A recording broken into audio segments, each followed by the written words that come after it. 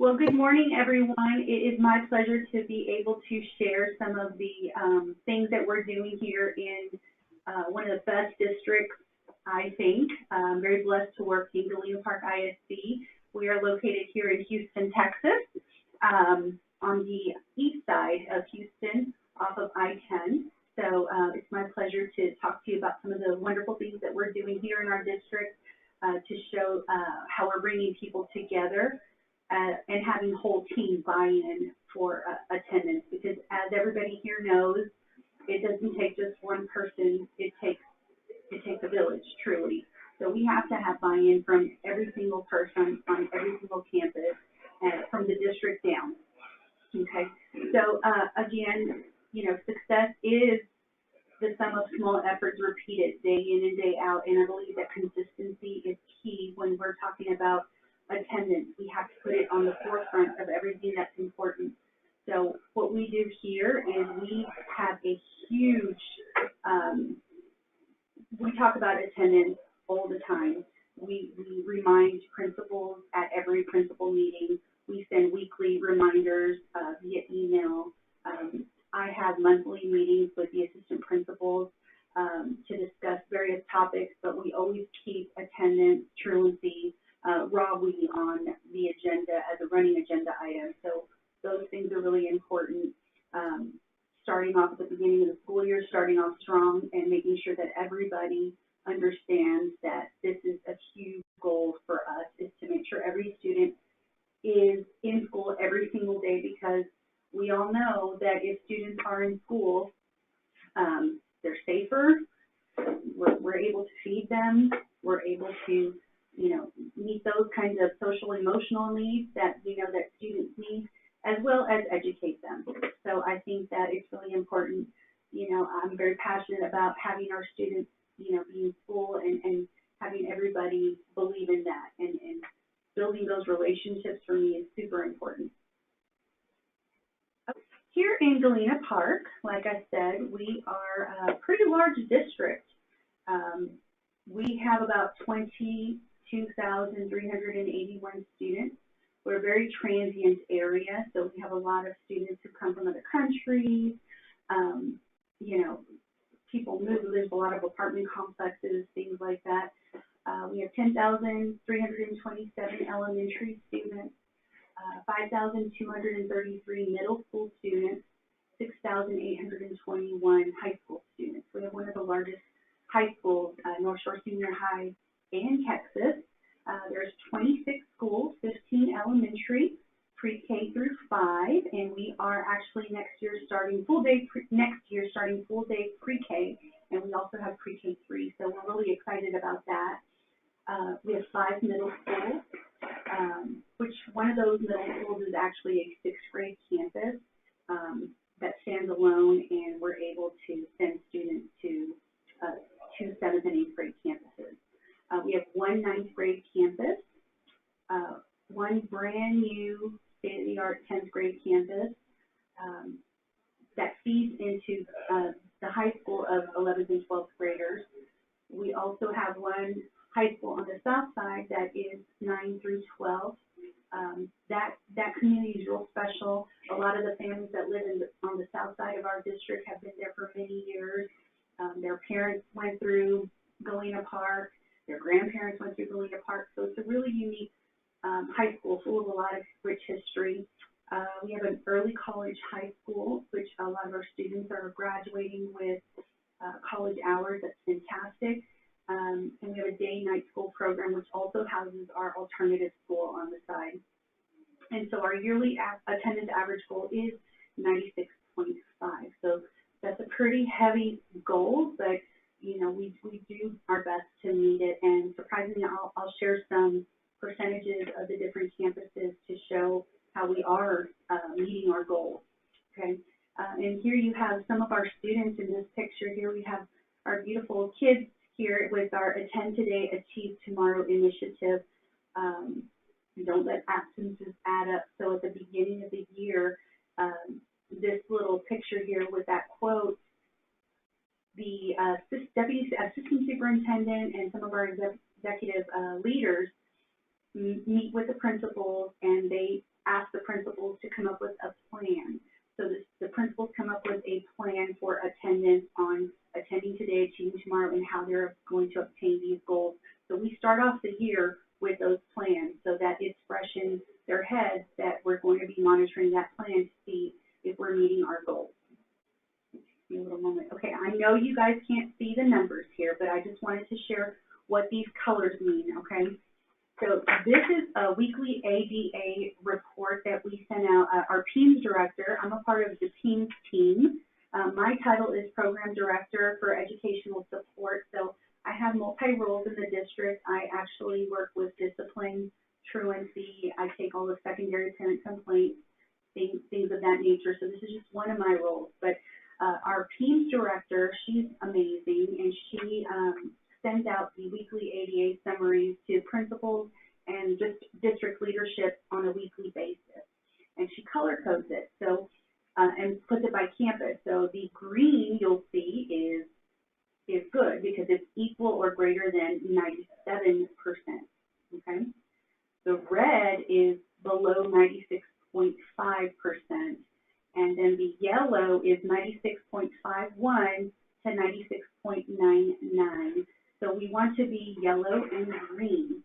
So when people see red, you know, nobody wants to see red. They really, it's amazing what a little color chart will do for people. You see that? And it's really not that they're doing so bad. It's just an awareness that this chart brings to principals to say, all right, we've got to tighten up. It reminds them to work with the attendance clerks, with their PEAMS clerks, to make sure we're sending out warning letters and we're having parent conferences, we're making phone calls, doing everything that we need to do to get these kids in school. Now, I will say that this is from the first semester that you're seeing up here on the screen. Houston has had some interesting natural phenomenons in the past few years, and even this semester, we have had some ice storms. We had Imelda, which, you know, unfortunately flooded out some homes. You know, Harvey a few years back, we had an explosion at a chemical plant which had black smoke everywhere. So that's when you're going to see attendance not doing so great. You'll see some of those red numbers come into effect. So we are very understanding about that, and so are the principals with our families. But, you know, it has been an interesting couple of years working in the district, seeing these natural phenomenons happening, but you have to be flexible, you have to adapt to that, and attendance will always reflect that. And you can always tell when flu season comes around or a holiday is about to come, because a lot of our students who are from different countries do like to go to their, you know, resident countries for vacation a little earlier than what's allotted in the district. So we just try to encourage those families to do their best to stay until the holiday begins. Okay, here we go. So one of the really important things for me is the training piece. I kind of touched a little bit about the training, and here you have, we have here on the right-hand side, that was a preparation meeting for the Administrator Academy, which is, we had it this last year, August 5th. And so during the Administrator Academy, we train all day with all administrators of the district, everything about attendance, the programs we use, discipline, PEAMS, you know, things like that. We really try and get everybody on board with our initiative. Luckily, we have a lot of administrators who do stay in this district, you know, unless they go leave for a promotion and get, you know, a principal job somewhere else or a director position in another district. But people tend to stay in this district, which is a pretty amazing thing. During our trainings here at the beginning of the school year, we have several different trainings. So we train our counselors, we train administrators, social service workers, attendance truancy clerks, aspiring administrators, and district personnel.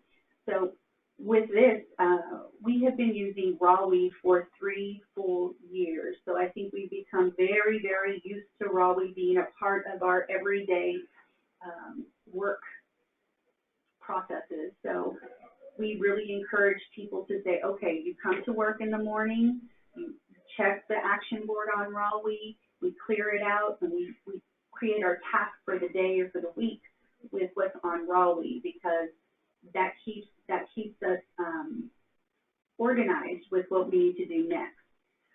So it's become a habit. So you practice things enough, it becomes a habit.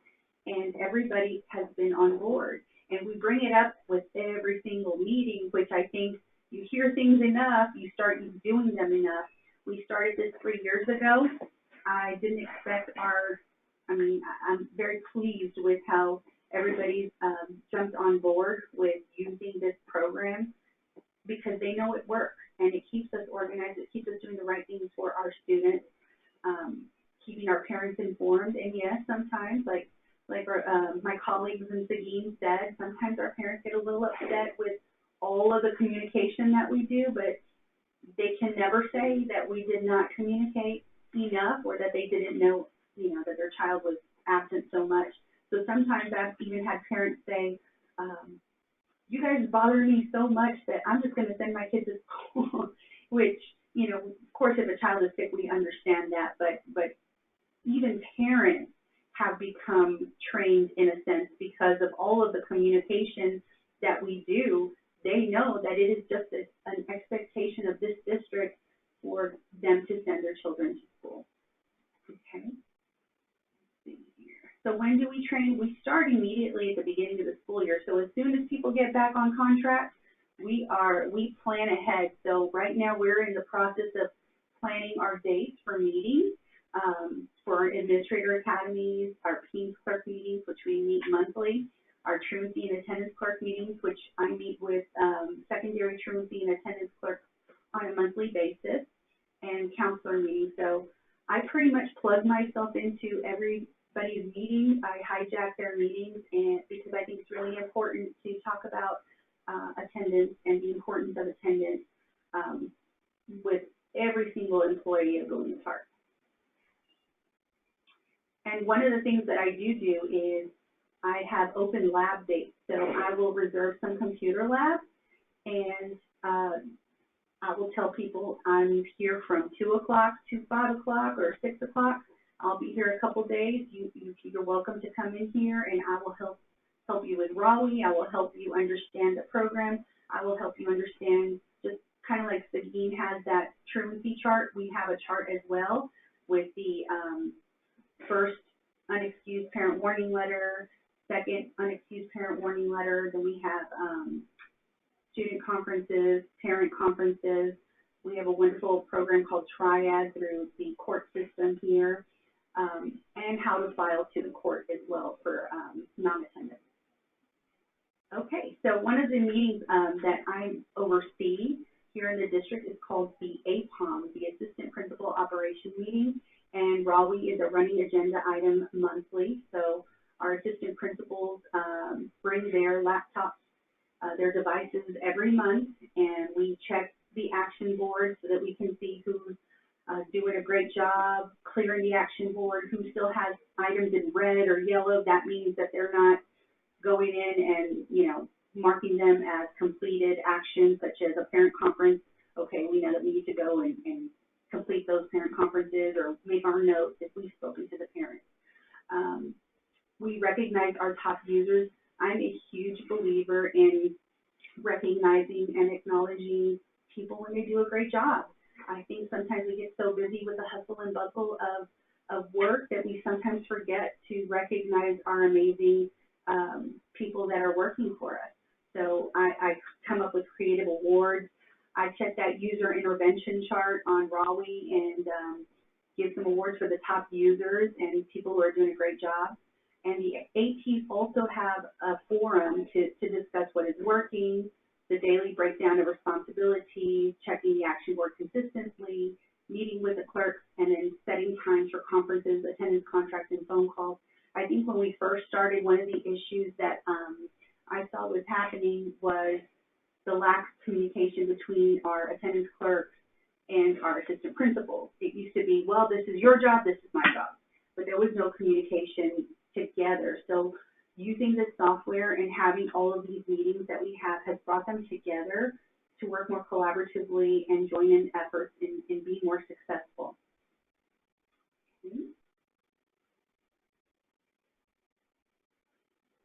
All right, and so then here we have our truancy attendance clerks and ASAP officers. So this is one meeting I also have monthly, and our truancy attendance clerks, I mean, they do a fantastic job. It's almost like they're in competition with each other, and because we meet every month, I think they're able to, I print out some reports on who's doing what, and they get excited because, yeah, I had 500 interventions this month, or, you know, they get really excited to share what they've done with each other because I'm bringing every campus together. And they are able to relay concerns to me or issues so that we can work on solutions. And I love to celebrate success, so I give them certificates, little gifts, and we just discuss follow-ups with home visits and truancy court. Our ASAP officers, we're really blessed in our district to have ASAP officers, which, let me give you this, Absent Student Assistance Program officers. We have 3 designated just solely to go to for home visits. They do an outstanding job. We have an online process in which the campus can enter a home visit applicant form to say, hey, the student has missed X amount of days, we're concerned, can we go check on them at the house, or, you know, let's do an address verification, things like that. So we join forces with our ASAP officers and our clerks also to discuss, you know, hey, do we need to do anything? Are there any issues? All right. So here's some of the awards and recognition pictures that I love to take pictures. So that's one of the things that, you know, I love building those relationships. And I think by showing them that I appreciate them with just little tokens of, you know, a candle or something simple and just a certificate, they love that. Here we have assistant principals in all of these pictures. So this is from several APOM meetings, and then on the upper right-hand side are attendance clerks that are my superstars for Raleigh who use they do an outstanding job. Attendance incentive checks that you see in this slide, that if it'll pop up, every month that we have principal operation meetings, so we have POM, so the APs have the APOM, and then the principals have POM, and they get checks. So if they are in the green, you see that? If they're in the green, or doing excellent with their attendance, the more money they'll get for their campus to use for their incentives. And remember, we talked about those plans that the principals put in place at the beginning of the year. Each one of them designed what incentives they would provide for their students, whether it's a big dance, whether it's a party, whether it's pickles. Being in Texas, I understand what those pickles mean to our students. They love them, and the Takis. They have money to provide that for the students with these incentive checks when they're meeting their goals. So, of course, they're going to want to meet their goals to get these big, cool checks, and then they bring them up at the principal meeting, and they're acknowledged for their attendance. So, you know, in these pictures are secondary administrators. So that's pretty amazing that our secondary has wonderful attendance. And the next slide that we're going to talk about are the number of interventions that we have done thus far this school year. So you'll see that elementary has done, and these are documented interventions. So if they've made some phone calls or things that are not documented in a Raleigh system, that's just gravy. This is what's documented in our Raleigh system, which I think is phenomenal. Elementary has done 10,035 interventions this school year. Middle school, 6,912. High school has done 17,883. And altogether for the district, I'm very proud to say that we have done 34,830 interventions this school year, which is amazing. And, you know, I can't say enough about our teams on every campus who really put in the work to get this done. And the follow through is so important. And again, I got to say, repetition, consistency is success. If we keep talking about it, We put it on running agenda items on everybody's meeting. It stays in their head, so I think it's something that we just continue to enforce and make sure that everybody knows that this is an expectation and we have to be consistent with it. Because sometimes I think if people have a new program, but there's no follow-up, there's no follow-through, people aren't checking on it, then it just kind of goes away and people tend to forget about it. But because we talk about this all the time, we're really putting a huge emphasis on attendance. I think it's very important for our district administrators and staff members to enforce it all the time. It's open for questions and answers.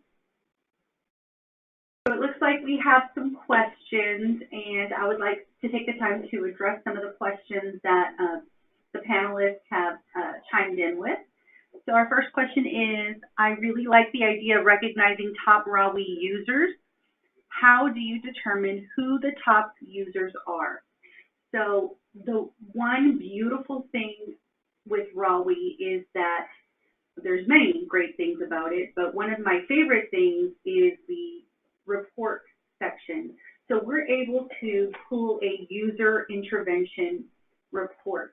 So at the beginning of the year, we configure all users. So I have a chart where we have our administrators, and they have a universal username and password. Our administrators, counselors, attendance clerks, truancy clerks, admin people, they all have their username and password configured for RAWE. So then when we train, we show them what they can pull with their specific access. I have access for that user intervention report, which I'm able to see what user is logging on and how many interventions they're actually doing at a time. So it's just a really simple chart. You export it to Excel, and I filter through the data, and I can see my top users that way. One of my top users, I can tell you off the top of my head, Josephine Ruiz from North Shore Senior High. She has done, I believe, about 5,000 interventions this school year, which is pretty amazing for one individual. But she is consistent with the youth, and she follows it. She logs in every single day, so she is an excellent example and resource. The next question: what are the duties of the attendance truancy clerk? Are they aside from the attendance officer position? Okay, well, we don't really have attendance officers per se. We call our attendance, anybody who deals with attendance at campus who's a clerk, we call them attendance clerks or truancy clerks or PEAMS clerks, and they're the ones who are trained on that. So they handle multiple duties. One of the duties that the attendance truancy clerks have is making sure that the RAWE action board and their responsibility on it is completed on a daily basis. So that would be sending out the warning letters, suppressing any students that sometimes they'll get phone calls, or they know that a student has a medical issue. They can actually type in the barrier. They can suppress warning notes from being initiated in the system, so that the students who are medically fragile, we have some students facing some really serious health concerns, that they're not getting warning letters and things like that. So they do that with RAWE, the warning letters. They can print out the attendance contracts. I think one of the big things that I've really worked on this school year, well, in the last 4 school years, is bridging that gap of communication between the clerks and the administrators and the counselors.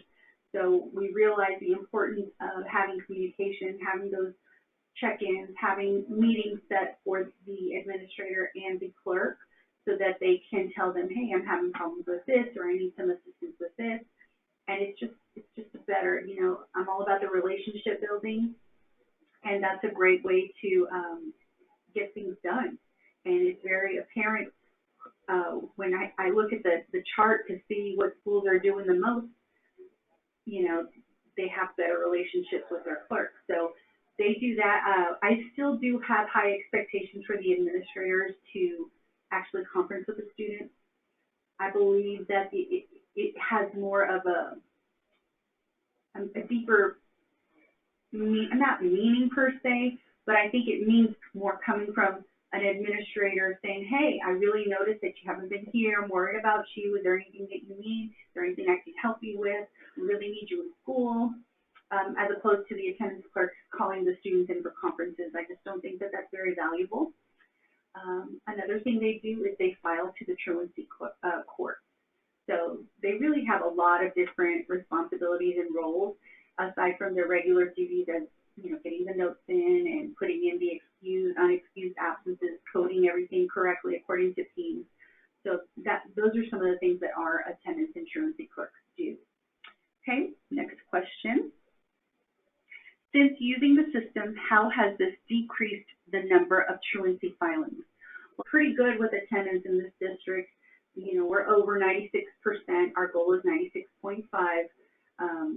We're right there. You know, we're almost at 96.5. So we do a lot of great things to make sure that attendance is at the forefront of everything, along with student safety and their education. But I think the truancy filings, we still have those students who, you know, who come in from other districts, or, you know, the transient students who move from place to place. We do have a group of students who unfortunately have high absences or high attendance issues. And for those particular students, yes, we do work with a triad, which is through our court system, but we do file on them. And last I saw, we were at a few hundred filings this school year, which it's higher than we were at this time last school year. But I think that we're capturing them at 13 or more unexcused absences, so that it could be, it's not a punitive thing, but it's almost us saying, hey, we're looking at your attendance. We're all, you know, going to be vested in making sure that you come to school. And we work really well with our DAs and our judges. We work with 2 judges in the area, and we all share the same vision of you're not in school, you're not successful, you're not doing great things, so we want you in school. So our truancy filings have gone up, but only because we're very consistent in who we're filing on, which is the 13 or more unexcused absences. For our high schoolers or secondary students, we file on the students themselves, so they have to go and face the DA. For sometimes when it's not successful after they've already visited the DA, we will actually file on the parents, because we think it's, you know, even though students 15, 16, 17, we still feel that the parent needs to have that shared responsibility in doing their part to make sure their students are in school, their children are in school. Okay, last question. How do you spread the word on these awards? How do you fund these awards?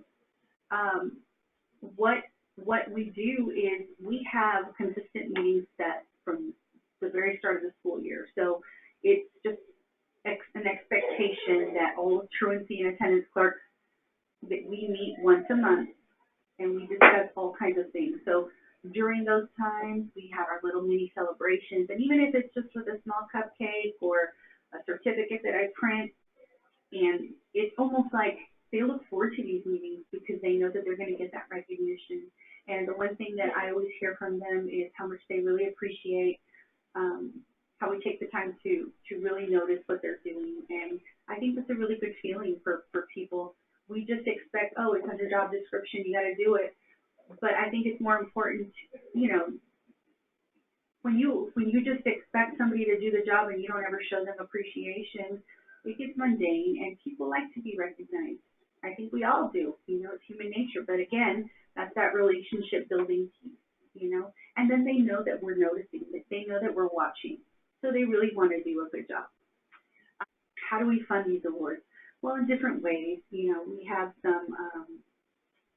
some grant money. We have to get creative, and we have to go through the budget department to make sure that we have we're in compliance with all of the guidelines of how to spend the money. So what I would suggest anybody do is just go talk to the people who handle all the money and make sure and see if there's a way that you can get a hold of some funds for attendance initiatives. I mean, we had to get creative, and we work with them, and so then they tell us what budgets to use and how much we can use it, and the superintendent allows us to say, I think at the beginning of the year when we had our attendance plans put into place by the principals, the superintendent said, if you meet your goals on a monthly basis, you know, by this time period, you'll get X amount of money. So she allotted for the funds, you know, working with the business office and that department to figure out what budgets that we can use. But I would say get with your business office and try to find the right person who can get you in contact with where you can find funds. There's always money, there's always a way, there's always grants. You just have to get really creative and get on top of people to find that money. And I think that it's amazing, you know, when a principal comes and we're able to present a $1,000 check to a campus to use as an incentive for their staff members. How amazing is that? You know, they have nacho parties, they have ice cream socials. We've had one of the fun parties that they threw for the students was this big party, and they had a mechanical bull, and it was the kids loved it. We've had parties where they get to throw the principals down, and then if you work with certain vendors, you can get good deals. I'm all about a good deal, and I'm all about haggling when it comes to our students and when it comes to incentives, because it just works. We have great partnership with Chick-fil-A. They provide us with gift cards for our students. Jersey Mike's is another company that provides us with incentives. Domino's, Mr. Gaddy's.